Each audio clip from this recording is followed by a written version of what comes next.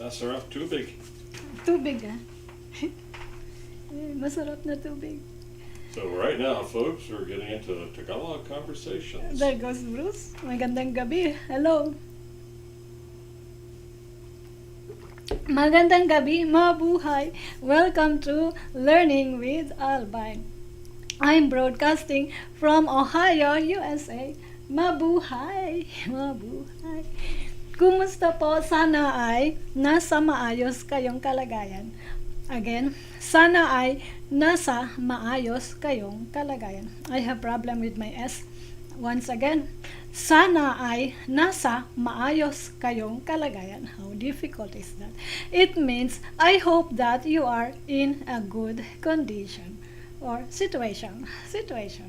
Yay! There are 5 people watching. Welcome, welcome. Comment down below so I know who's with me. Of course, I know regular viewers. Magandang gabi. Magandang gabi. Albine po. Hi Nadine. Mabuhay. Welcome. Yes, let's practice Tagalog. Practice Tagalog or ibalik ang dating nalalaman sa Tagalog. That means we want to to revive, to go back to what you used to know in speaking Tagalog. Before we move on, of course, the thing is I need to dramatize our conversation for today. It's Tagalog conversation. And I hope that I can dramatize it very well to give justice to the script. Of course, I'm also the writer of this story and I'm very proud of myself. Okay. First, let's have our essential question. What is a possible Tagalog conversation when meeting the friend's mother? Yes. And second question, what words and phrases when a young lad and an older native speaker meet? Last question, what are the examples of sentences with particle po? Yes, that's interesting for today. We will talk about that particle po.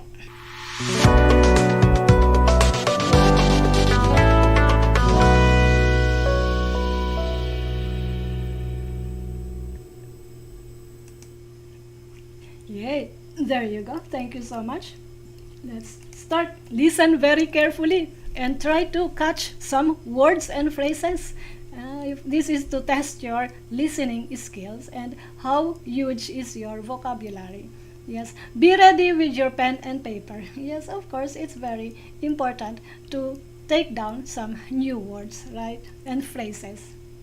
Ang nakaraan. Bilang panimula ng umaga, nag-usap muna saglit sina Mars at Rico. Eksaktong naghahanda na para pumasok sa trabaho si Rico nang magising si Mars. Ipinaalam ni Rico kay Mars na paparating ang nanay niya at ang sadya ng huli ay para maghatid lamang ng ulam.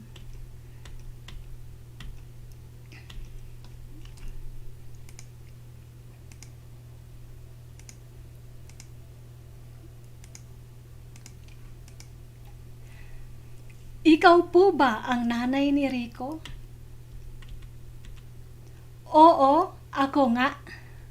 May tao pala rito. Pasensya na kung hindi ako kumatok. Nasanay kasi akong buksan ang pinto gamit ang pangalawang kopya ng susi. Hindi ko alam na may kasama pala ngayon sa apartment si Rico. Ako po si Mars. Pansamantala lang po akong tumutuloy dito. Pamangkin po ako ng may-ari ng apartment na ito. Ganon ba? Halatang hindi ka dito sa Pilipinas naninirahan. Magaling kang magtagalog, pero hindi perpekto ang pagbigkas mo. Pero nakakamangha.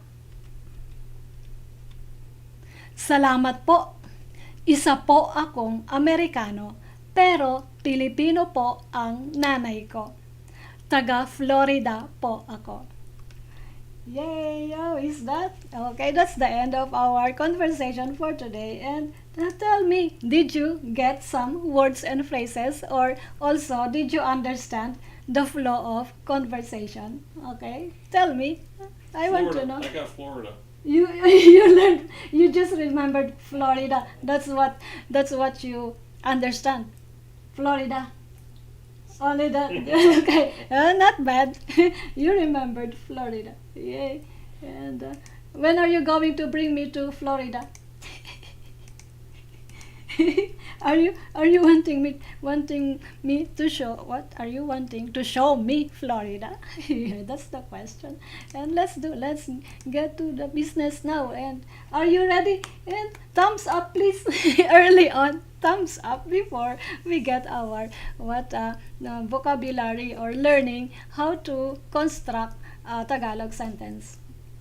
Right? Thumbs up. Bruce, thumbs up please. Yes. Okay. And yeah, let's do that. And what's on your screen? Ang nakaraan. What does nakaraan mean? Nakaraan means previously, or what happened previously, previous episode, right? Ay, kadi. Ano kumato? Kumatok. Yes, that means knock, but later you will find out, because we start from the beginning. Ang nakaraan, and lots of phrases for you here. We will get to that. Kumatok. Okay. Yay. And these are the words. Bilang panimula. What does bilang? Okay, follow after me for beginners in Tagalog. Let me train you with pronunciation, and please understand how to break the syllables. Okay, listen. Bilang panimula ng umaga, nag-usap muna saglit sina Mars at Rico. Eksaktong naghahanda na para pumasok sa trabaho si Rico nang magising si Mars. Ipinaalam ni Rico kay Mars na paparating ang nanay niya, at ang sadya ng huli ay para maghatid lamang ng ulam. Bruce, how's my facing? Is it too fast or is it too slow? You're fine. Okay, you're fine. Yay. Okay, let's translate this paragraph. Okay, first page of our conversation or story for today. Bilang panimula. Bilang panimula means as the day starts, or of course umaga is morning. So let's just find equivalent, or instead of translation we get interpretation. Okay. Bilang panimula ng umaga, you say in English, as the day starts. Yes. Panimula ng umaga, day starts. Nag-usap. Nag-usap means spoke. Nag-usap muna saglit. It means quickly spoke first. Quickly spoke first. In Tagalog, you say, nag-usap muna ng saglit. Who are those people? Sina Rico. Sina Mars at Rico. So, Nadine, sina is a marker. It means sina is followed by name of the person. So, sina is a plural marker. Two or more persons. So, when you hear sina, so think that it is always followed by names of the person. It's just a marker. It looks like marker to an object, or marker to the subject of the statement.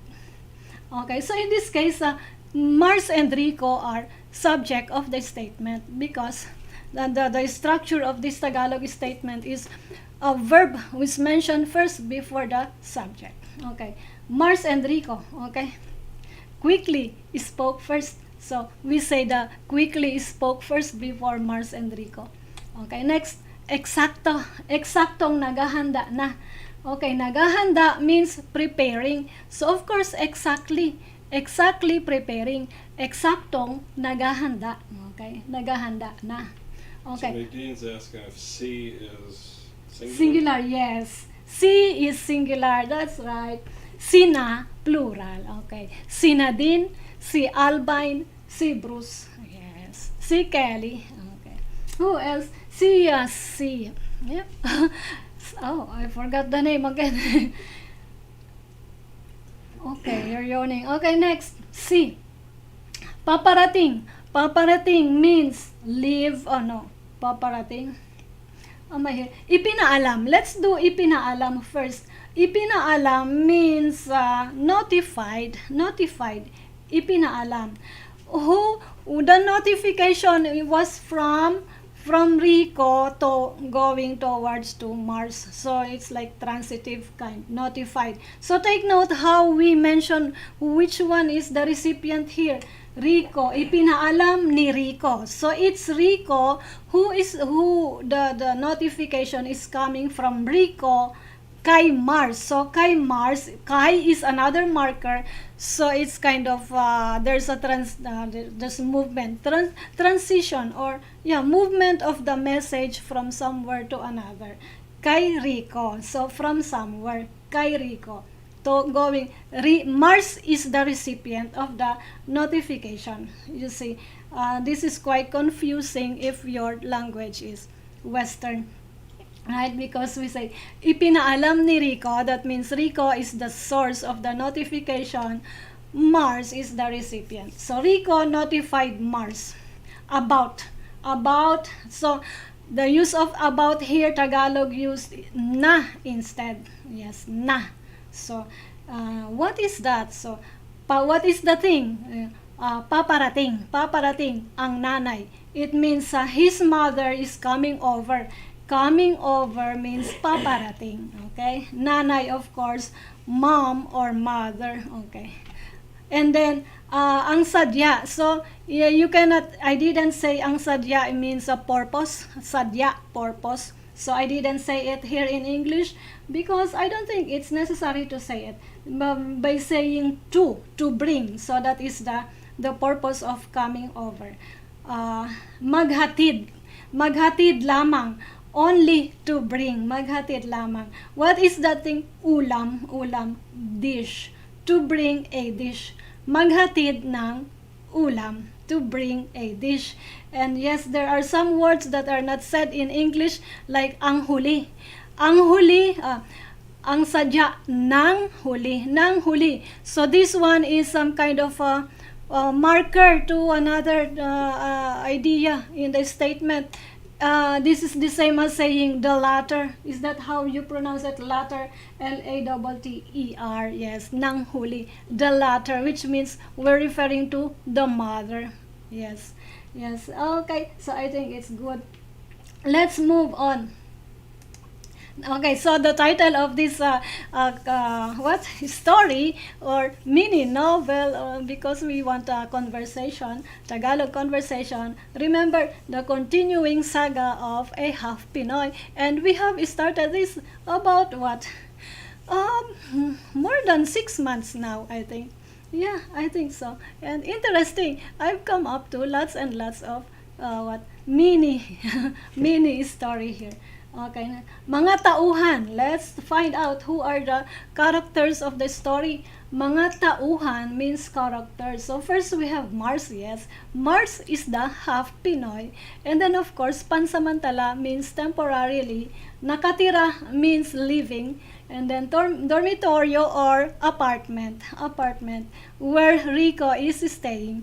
Tinutuluyan ni Rico. Next, we have Marisa. This time, this is a new character now. Marisa. Marisa is nanay ni Rico, mother ni Rico. Si Marisa. Marisa is Rico's mother. May-ari ng isang tindahan sa Tagaytay. So, may-ari means owner of isang store in Tagaytay. Yeah, interesting.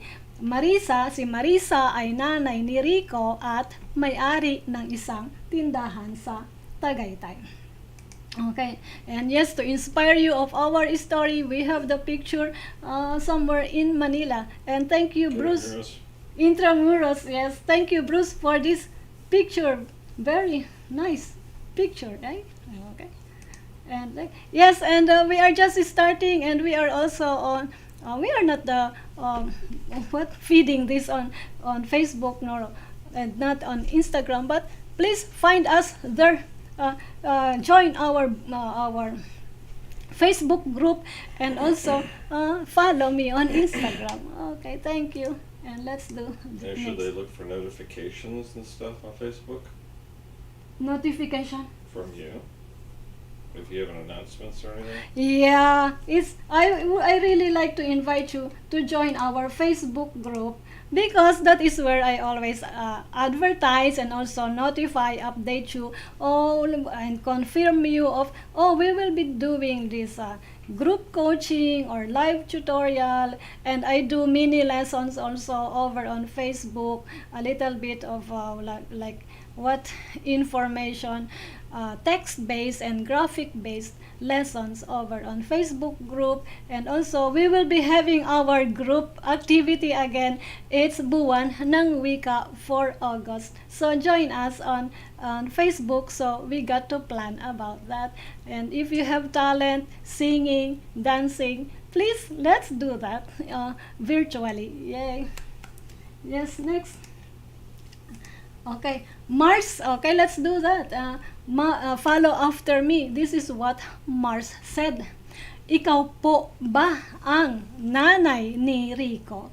Again, ikaw po ba ang nanay ni Rico? Take note how you say your po. So there's glottal stop.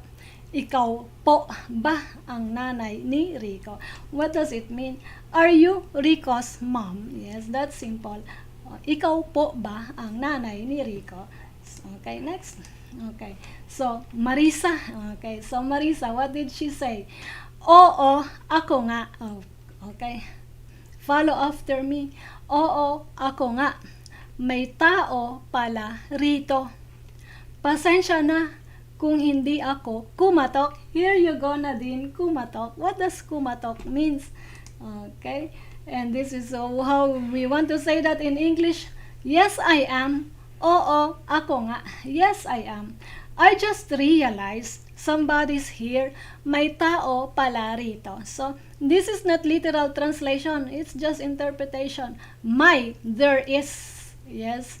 Tao, person, or people. Pala. Oh, I realized pala. Rito for here. Yes. Ang. Shouldn't it be bang instead of ba and ang? Where is that page? Which page was that? Previous page.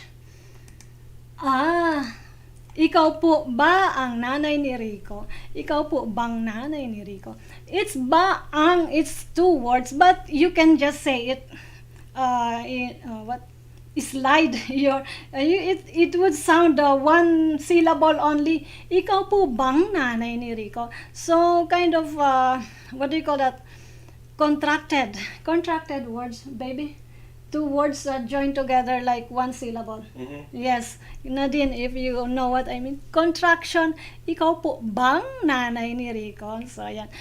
But we mean it by writing. I write it two words so people don't get confused which one is the particle and which one is the marker. Especially ang is very important. Yay. I think I answered that. Yay. Thank you for that question. Very interesting. Okay. Let's do again this one. What does it mean? Oo, ako nga means yes, I am. May tao pala rito. I just realized somebody's here. Rito for here. Pasensya, the way you say I'm sorry. I'm sorry. The use of na here is just to connect. Conjunction, like you use if, na kung, if. Hindi ako kumatok, I didn't. Hindi ako, I didn't. Knock, kumatok. Knock on the door, it means kumatok. Is it not interesting word? Sounds funny. I got a question. Okay. You keep blowing through it real quick with the ako, nag? Nga, okay. Na? Na. So the G is silent, it's just like na. No, actually, that's the difficulty when you are the Western speaker. Yeah, we have this kind of our. I realize this is a silly point, but when you got to the part where it was nakang, in the sentence? Nakang. Yeah. It sounds like you're saying na when you're going, when she goes, Ako nga. Yeah. Ako nga. So yes, you train your jaw, your tongue, and your palate. How to position your tongue next to your palate. Nga. My tip there is you practice saying the word sing. The last syllable of ing, and then reverse it. Nga. Nga. Okay, I know this is a silly point, but it was just like, okay, it's not na. Yeah. Okay. Na. That's not na. No, it's different. Na. And this one is nga. Hi, Lawrence. Yes, Lawrence said, magandang. Listen very carefully, Bruce. Magandang umaga po. So that's the same thing as saying na. Magandang. Magandang umaga sa'yo, Lawrence. So I figured you are there in Asia. How is Asia? Thank you, Kelly. Yes. It's like And the thank G you, sound Lawrence. in the back of your throat. That's Yeah. what G's. Okay, that's what Kelly. Yay. Okay, now, can we proceed now? Alright? May tao pala rito. Pasensya na. Kung, like kung. You practice saying kung. There is ang. Again. Hindi ako kumatok. So this is the challenge for beginners in Tagalog, especially pronunciation, all the glottal stop and all the NG. I think that's the difficult part. But it's alright if it's difficult. Take it easy. Yes, take it easy. You will get there. And let's do next page. Okay, this is what Marisa continuing statement from Marisa. Nasanay kasi akong buksan ang pinto gamit ang pangalawang kopya ng susi. I wish that Bruce is following after me. Okay.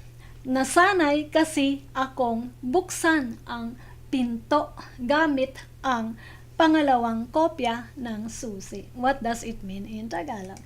Nadine, I hope you are following our statement here. Next. Nasanay kasi, nasanay. I'm used to. So ako for I am. Nasanay used to. Buksan, open or to open, buksan. Ang pinto, the door. Ang pinto, door. Gamit for using. So I didn't use the word using here. Then you say with. Open the door with the. Gamit ang with the. Pangalawa, second, kopya for copy, susi, key, right? Key. Okay. Yes. Nadine said opo. Yay. Next. Very good. Marisa, what another statement from Marisa? Hindi ko alam na may kasama pala ngayon sa apartment si Rico. Again, hindi ko alam na may kasama pala ngayon sa apartment si Rico. What does it mean? I didn't know. Hindi ko alam. I didn't know. Hindi ko alam. Na. Okay, so na is there's always different usage of na. Sometimes it's now here it's that, and the other one, the previous one, it was if or something, right? Yeah, so na is really just a conjunction. It connects first complete idea and the other another complete idea. Hindi ko alam, I didn't know. That may kasama, got a company, may kasama.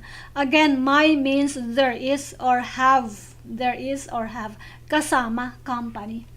Pala is just an eclectic, right? To emphasize something, yes. Got a company in this apartment. Sa apartment. Yes, may kasama pala ngayon sa apartment si Rico in this apartment. I didn't know that Rico has got a company in this apartment. Is my English good, baby? Okay, thank you. So ngayon means this or this day. So it's not mentioned in English. That's really how it is. I learned that na meant already. Sometimes it depends on how it's placed in the statement. Yes, you will get, I will explain that more, and we will give more examples tomorrow, maybe, if that's one of your question on our Google Meet coaching. Yes, about how to use na and other forms of other ways we use na. Yes, that's nice. And let's do that. Next, Mars. This is what Mars said. Okay, so beginners in Tagalog, this is for you. Mars is kind of introducing himself. Yes, beginners in Tagalog, follow this pattern if you wish to to say something about yourself. But of course, it depends on the situation. Because let's see, what did Mars say here? Ako po si Mars. I am Mars. Ako po si Mars. Pansamantala lang po. Pansamantala. Okay, follow after me. Ako po si Mars. Pansamantala lang po akong tumutuloy dito. Pamangkin po ako ng may-ari ng apartment na ito. Again, let's make it faster so you get used to natural speaker. Ako po si Mars. Pansamantala lang po akong tumutuloy dito. Pamangkin po ako ng may-ari ng apartment na ito. Okay. And of course, let's see how it's translated or interpreted in English. Ako po si Mars. I am Mars. Pansamantala, temporarily. Pansamantala lang po ako. I am temporarily. Pansamantala lang po ako. I am temporarily, then followed by what? Tumutuloy. Tumutuloy means staying. Okay, staying. If you are learning verbs, this is a present tense of verb. Tumutuloy. Infinitive is tumuloy. Tumuloy, infinitive. Dito for here, dito. Pamangkin. What is pamangkin? Pamangkin is a nephew. But of course, take note, pamangkin in Tagalog it's not gender specific. It can mean male or female. It's either nephew or niece. Remember that, Bruce? Pamangkin. Cindy and Kate are our pamangkin. Okay. Pamangkin. And then po. Pamangkin po. Ako. I am the nephew. May-ari. May-ari means owner. Owner ng apartment. Owner of this apartment. Na ito. This na ito. This apartment na ito. Yes. Next, no question? Feel free to raise question and feel free to construct your own phrases, statement according to the pattern here. So how would you like to introduce yourself? Okay, let's see. How did Mars introduce himself? Ako po si Mars. Pansamantala lang po akong tumutuloy dito. Pamangkin po ako ng may-ari ng apartment na ito. Okay, next. And this is what Marisa said. Okay. Ganon ba? Halatang hindi ka dito sa Pilipinas naninirahan. Again. Ganon ba?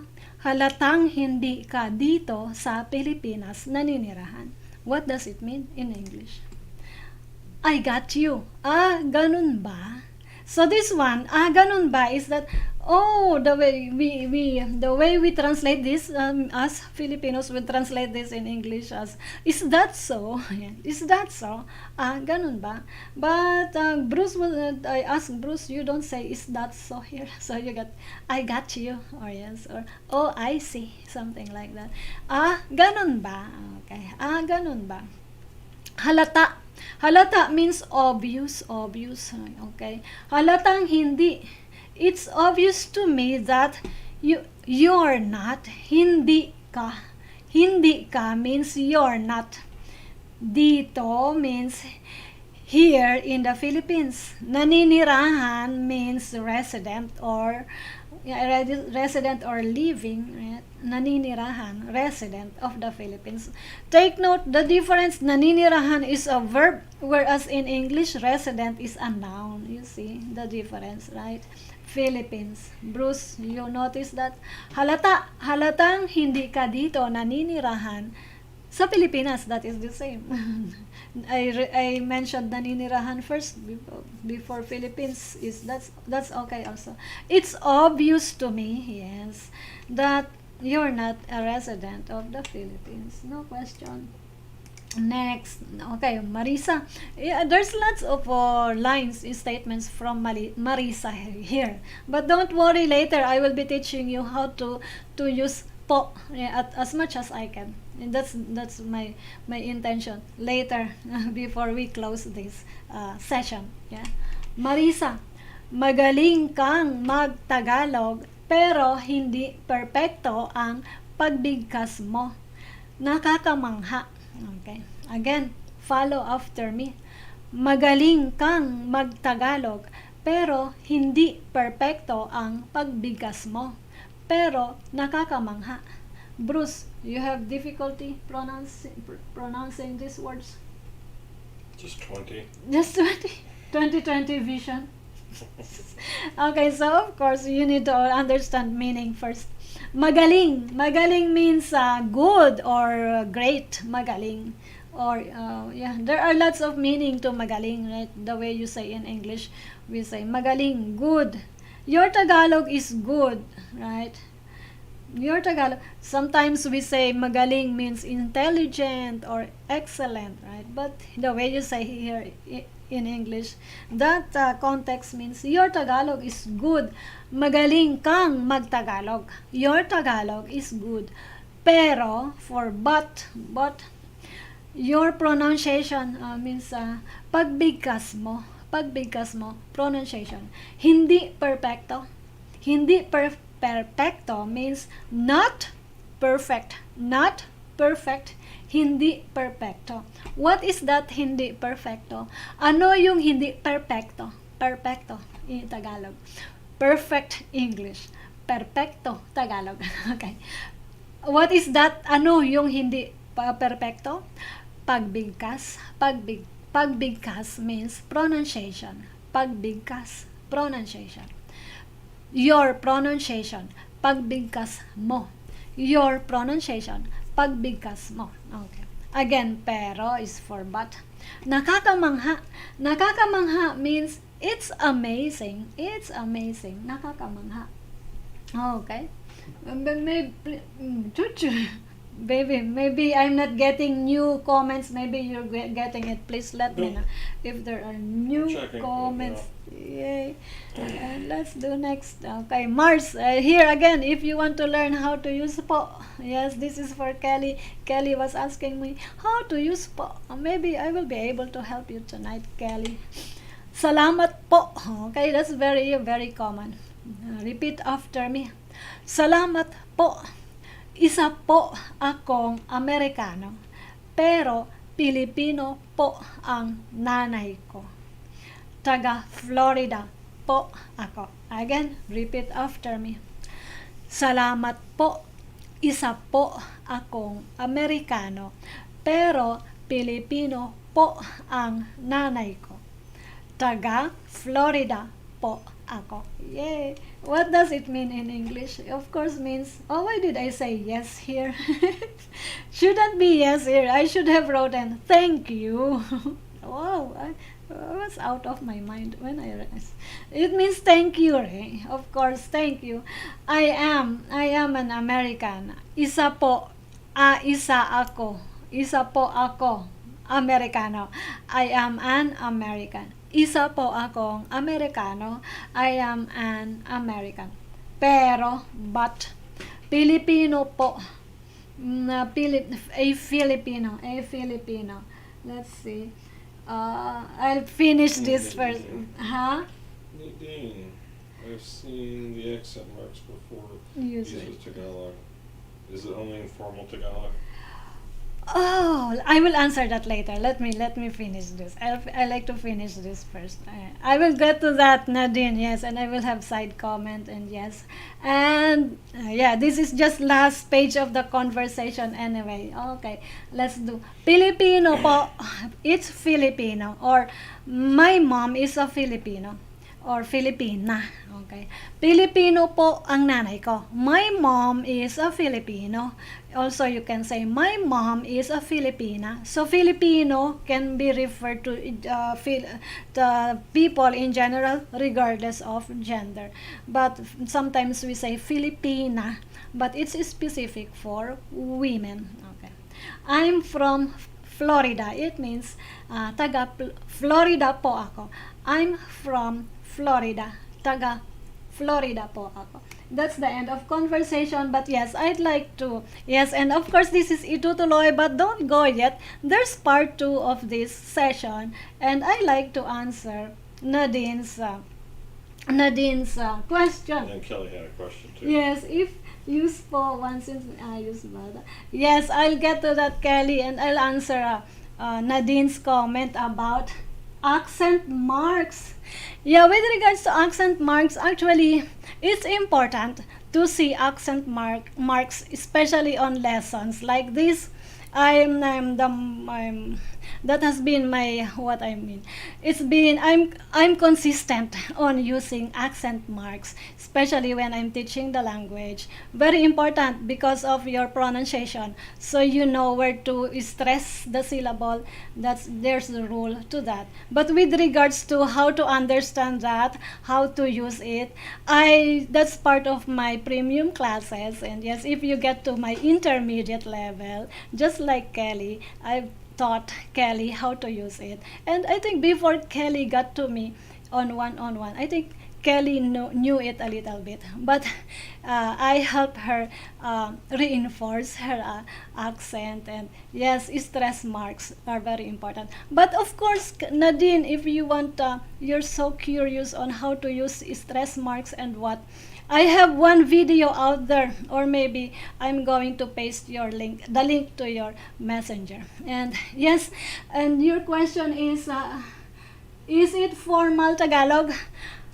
What I mean is, to me, I would say it's just important, especially if you are not native speaker. The importance, again, I like to emphasize is for you to understand where to place that glottal stop and where to stress the syllable, because as natives we don't need it. So when you are talking to your mom, to your aunties in the Philippines, and they're texting, it's really not necessary. Or if you're seeing signs in stores or No. whatever in Tagalog, No. there's no accent marks. No, it's not really applied very much. And even in academic community, we don't.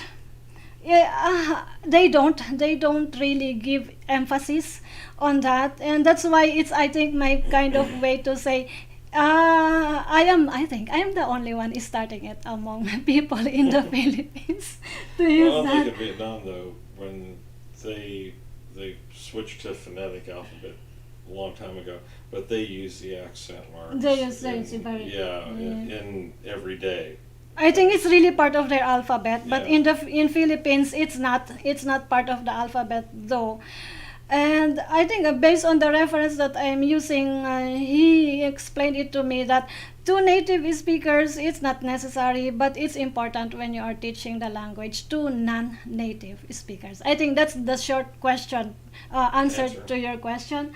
It's important if you are teaching the language to non-native speakers. It helps. It helps, yes. And yeah, connect with me or take the premium courses. It's part of my curriculum, although I put it on the deeper training to that on intermediate level. But you get to get to basic first or elementary level of Tagalog if you wish to get to one-on-one session with me. Yeah. And now let's do Kelly answer, and let's do that. I have page 4 po. Let's do.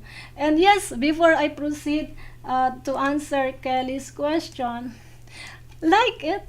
Please like this page or this. There I only have 3 likes. Please press the like button and subscribe to my channel if you just got in. If you don't want to miss lessons, sessions like this, and also our activities. Let's do, yeah. Activities, especially. I don't have my face. I should be doing that face. Yeah. And let's do that. And especially activities, and we do games and what, especially like we had Valentine's and Christmas presentation. Nadine, please join us later in August. Yay, we will talk about that. And subscribe so you get update also. And what's next? Pagsusulit. Let's make it quick before I get to po. Okay, opo. Okay, please try to answer this in Tagalog. Try to answer this in Tagalog. Sino ang dumating sa apartment? Again, sino ang dumating sa apartment? If you want to answer this in Tagalog, please answer this in complete statement Tagalog, straight Tagalog, so I know how you construct your statement. Whether you are beginner, intermediate, I would know. Bakit hindi kumatok si Aling Marisay? This is a good question. There will be long statement for you. Bakit hindi kumatok si Aling Marisa? Next. Taga saan si Mars? You would answer this, Bruce. Taga saan si Mars? You know how to answer that. Taga saan si Mars? Okay. That's what you understood. And yes, before we go, we're not going in yet. Before we proceed, buy me a coffee. There's the link down in the description below. Buy me a coffee. And find the link. And also, I would like to thank Emily in Canada. Thank you so much for your support last month. And also Anonymous from California. Yay! God bless you. Maraming salamat. And be like Emily and Anonymous. I'm going to acknowledge you next month. Yay! Let's do that. Yes. Vocabulary. Yes. Vocabulary. Let make it this quick. I want to make this quick. Saglit. Remember, it means quick or quickly. Okay. And also another meaning of that is a second. Saglit. Wait a second. Saglit lang. Wait a second. Ipinaalam. Ipinaalam is a verb, although it's a clustered affix already. So speaking of affixes, I have a series of lessons also on affixes, and soon I will be talking about e-verb. So ipinaalam is part of e-verb. Later we will have that discussion here.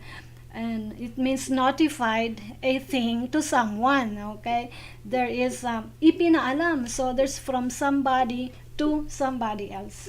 Yes, transitive kind of verb. Yes, kumatok. Yes, here it is. Kumatok means to knock. Okay, pamangkin. Remember that pamangkin means it means both nephew or niece. Yes, niece or nephew. Halata. Halata means obvious. And now let's do this. Yes, I would like, Kelly, if I use po once in a sentence, ayos ba? O dapat ganun ko yon frequently? Ayos ba in a sentence? Ayos po ba? Yes. I think that's I think that's what you want to say, Kelly. Ayos po ba? Ayos po ba, Miss Kelly? Yes, that is a good example. Is that how you would like to say it? Ayos po ba? Ayos po ba? Ayos na po ba ang order mo? Ayan. Tapos na po ba kayong umorder? Tapos na po ba kayong umorder? Tapos na po ba kayong umorder? Okay, so how do you like to say that in English? Tapos na po ba kayong umorder? It seems like is I don't know how to say that in English. Tapos na po ba kayong umorder? Tapos na po ba kayong bumili? Are you done buying? Tapos na po ba kayong bumili? Help me translate. Bumili means buying, so I say tapos na po ba kayong bumili? So that means, are you done buying? How about order? Are you done ordering? Tapos na po ba kayong umorder? Is are you done ordering good English? Yes. Tapos na po ba kayong umorder? Are you done ordering? Okay. Kelly, I hope that follow-up question if you wish. We can do that again. So this is my example for you on paggamit ng po. How to use po. Yes, there are 6 people watching. Maraming salamat, you are still here. And we are almost done, but this is very important. This is for you. Bonus lesson for tonight. And yes, yeah. Siya ang anak ni Marisa. And I hope that my text is just right, readable. Siya or siya ang anak ni Marisa.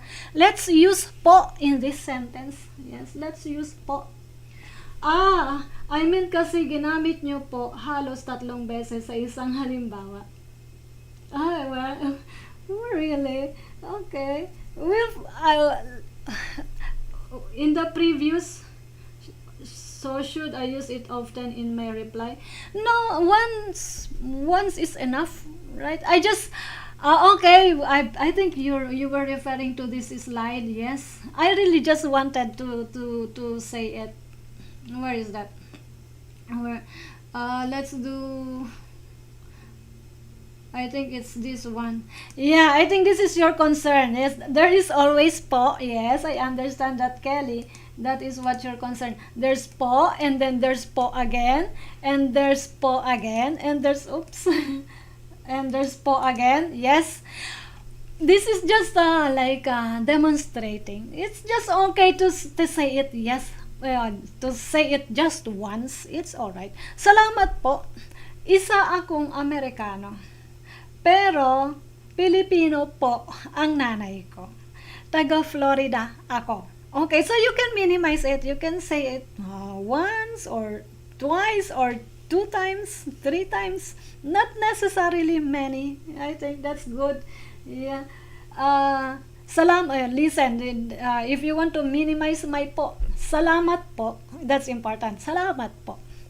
Isa po akong Amerikano, pero Pilipino ang nanay ko. You can just use it in one statement. Right? Pilipino ang nanay ko. Isa po akong Amerikano, pero Pilipino ang nanay ko. I canceled out the po here. Taga Florida ako. That's okay. So, but also, it's an option to say taga Florida po ako. That's alright. I just had to use it here to demonstrate that this is where you put po, and then you can put po here, and also here, and here. This is the maximum position of po here. Yay! Let's do the next page, and we are almost done. Let's do that. And let's do that. I have example. Let's do that. Okay, how to use po here. Siya po ang anak ni Marisa. Okay. So, you take note, you have to use that po here after ng siya. Siya po ang anak ni Marisa. So, that means before ang siya po ang anak ni Marisa. Sometimes you would say siya ang anak, siya ay anak ni Marisa. Siya ay anak ni Marisa. Siya ay anak ni Marisa is also a good statement, but it may mean differently with respect to siya ang anak ni Marisa. There's slight difference in meaning or expression or expression or emotion when you use I instead of ang. But anyway, I used ang here. Siya po ang anak ni Marisa. Before you say ang, you say po first. Okay, next. Oh, now this time there's nga. It can be tricky, right? Siya. Siya nga ang anak ni Marisa. Siya nga ang anak ni Marisa. Take note. And then, of course, how to say po here. Siya nga po ang anak ni Marisa. Siya nga po ang anak ni Marisa. Okay. Next. Now, there's rin. Yes. Siya rin ay anak ni Marisa. Siya rin ay anak ni Marisa. How you say it? Siya rin po. Siya rin po ay anak ni Marisa. Yeah. And next, siya raw. Ang anak ni Marisa. How do you like to say to use po here? Siya raw po after raw. Siya raw po ang anak ni Marisa. And if you are curious, what does it mean? Let's translate this in English. She is a daughter of Marisa or child of Marisa. She is a child of Marisa. Second statement is it means she indeed, I think nga is for indeed. She indeed is a child of Marisa. How about the next one? Sharin. She is also a child of Marisa. Rin for also. Or too. T-O-O. She too is a child of Marisa. And the next, siya raw. Raw means somebody said. Yes, or according to somebody. According to somebody, she is a child of Marisa. Did you follow that, Bruce? Yay. Particle is always yes. I'm grateful. I'm happy that you appreciate these examples. Yes, and I feel like there's other. We should have more practice on particles here. And this is really just one of few of those, right? Yay. And yes, enjoy. Let's do more. Si Marisa ang nanay niya. Again, si Marisa, it's the same concept as the other side, but Filipino, Tagalog statements can really be rearranged. It can be rearranged. So now, si Marisa po ang nanay niya. Yes, there is po after Marisa. So if you notice, po is mentioned after the subject. Yes, or you need to know how to break phrases. Yes, I think that's the very important thing. Break it into phrases, into intelligible phrases. Yes, I think. And is that smart phrases, I think. Si Marisa nga ang nanay niya. Si Marisa nga ang nanay niya. And then let's do. Si Marisa nga po ang nanay niya. Si Marisa nga po ang nanay niya. Again, si Marisa rin ang nanay niya. Si Marisa rin po ang nanay niya. Next, si Marisa raw ang nanay niya. Si Marisa raw po ang nanay niya. Did you appreciate this? Yeah. And one more slide. Let's do next. And let's do that. So tips, I think this is what I got based on my demonstration. Never start a sentence with po or any other enclitic or particle. Never. Yes. But sometimes nga is oo nga pala. Nga pala. Sometimes we do that. But it means oo nga pala. Nga pala. Except for that. Right? Never start it with po or never start with raw or daw. Sometimes we start it with daw. Anyway, but in other words, never start it with po. Okay. Except that you are like saying, please please repeat. Yes, I didn't understand po. Oh, yeah. Ano po? Yes. Except for that, sometimes we said ano po, and we omit the ano part. We said po. Yes. Except for that, just short. But if it's in a complete sentence, no, you don't need to start it with po. And then add po nga raw after the subject. Yes, that is what I told you. After the subject, add these particles nga, po, raw, rin, and din after the subject. By the way, raw is the same as daw, rin is the same as din. Okay, next, add po after nga, raw, daw, and rin, din. Yay! Yes, Kelly appreciated it. Thank you so much.